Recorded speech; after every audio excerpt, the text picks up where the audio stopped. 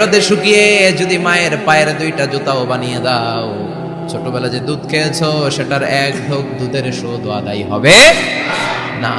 এজন্য মা যে কি কষ্ট করে। এখানে বেশিরভাগই আমরা নর্মাল প্রসেসে পৃথিবীতে এসেছি, তাই না?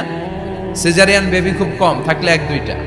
নর্মাল প্রসেসে একটা বাচ্চাকে ডেলিভারি করতে একটা মায়ের যে কত কষ্ট হয় আপনি কল্পনাই করতে পারবেন না। চিকিৎসা বিজ্ঞান বলে একজন সুস্থ মানুষ ব্যথার একটা ইউনিট আছে, মাত্রা, ব্যথা মাপার একক।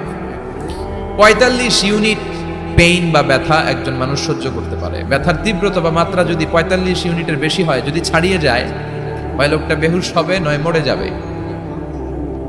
আমার আর আপনার মা যখন আমাদেরকে নর্মাল প্রসেসে ডেলিভারি করেছেন, তখন তারা ৪৫ না 57 ইউনিট প্লাস ৫৭ থেকে ৬০ ইউনিটের পেইনও তারা ছাড়িয়ে গেছে।